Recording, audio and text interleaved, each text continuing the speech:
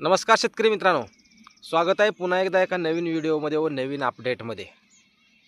आता सोशल मीडियामध्ये बातम्या यायला सुरुवात झाली आहे की जानेवारीतच मिळणार पीक विमा।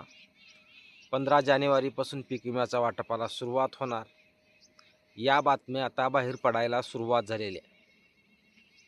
ते योग्यच आहे आणि का योग्य आहे? कारण विमा कंपनीला आता 21 दिवसाचा अल्टिमेटम सुरू झालेला आहे, काउंटडाऊन सुरू झालेला आहे शेतकरी मित्रांनो। कारण सध्याच्या पीक विमा प्रक्रियेमध्ये खूप मोठे बदल झालेले आहेत। ज्या पद्धतीचा पीक विमा अगोदर होता त्या पद्धतीच्या पीक विम्यामध्ये ज्या पद्धतीने क्लेमची अट होती त्या पद्धतीत या पीक कापणी प्रयोग आधारित पीक विम्यामध्येही काही गोष्टीवर निर्बंध आहे, काही गोष्टी यामध्ये नियम आहेत आणि त्या नियमाचं पालन विमा कंपनीला करावंच लागणार आहे। कारण 21 दिवसाचा अल्टिमेटम सुरू झालेला आहे।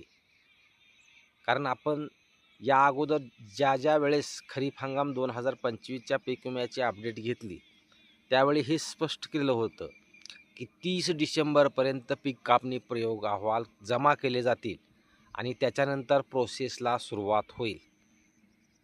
तर शेतकरी मित्रांनो, जे शेतकरी खरीप हंगाम 2025च्या पीक विम्याची वाट पाहत आहेत, आपल्या सर्वांनाच अपेक्षा आहे आता पीक विमा मिळणं गरजेचं आहे आणि त्या प्रोसेसला सुरुवात झालेली आहे।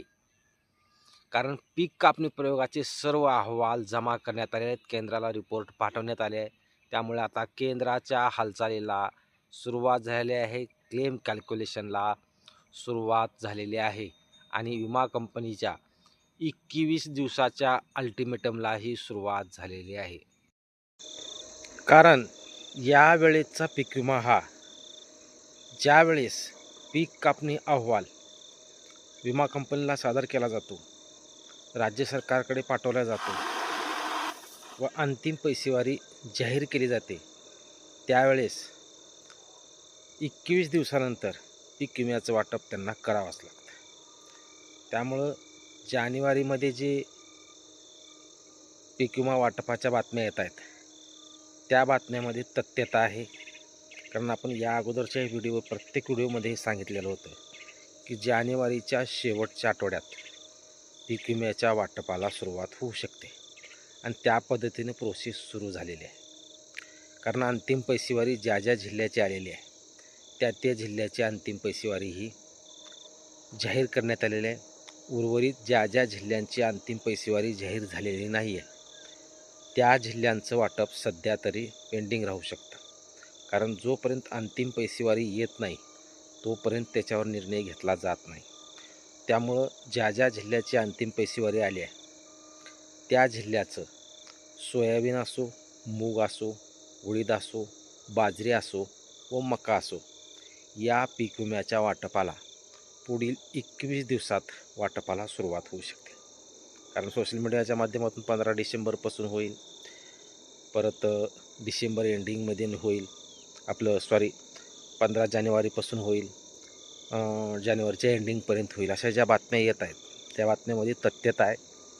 कोणी जरी काहीही म्हणलं, कारण या महिन्यात सर्व गोष्टी विमा कंपनीला पोच झालेल्या आहेत। अंतिम पैसेवारी पोच बाहेर आलेले आहे, पीक कापणी अहवाल पोच झालेले आहेत। म्हणजे ज्या जिल्ह्याचे पीक कापणी अहवाल पोच झालेले आहेत, अंतिम पैसेवारी जाहीर करण्यात आलेले आहेत, त्या जिल्ह्यांचं पीक विम्याच्या वाटपाला याच महिन्यात सुरुवात होऊ शकते। कारण 21 दिवसाचा अल्टिमेट आता सुरू झालेला आहे। त्यामुळे जास्तीत जास्त आज आपण आजच्या तारखेपासून 21 तारीख जरी धरली तर विमा कंपनीला पुढील 21 दिवसात पीक विम्याचं वाटप करावंच लागेल। जर विमा कंपनीने हे वाटप नाही केलं तर नवीन नियमानुसार विमा कंपनीला 12% व्याज शेतकऱ्याच्या पैशाला द्यावं लागेल। त्यामुळे व्याजाच्या भीतीपोटी कधीही विमा कंपनी याच महिन्यात पीक विम्याच्या वाटपाला सुरुवात करू शकते। फक्त 4 ते 5 पिकांसाठीच पीक विमा सध्या वाटप आहे।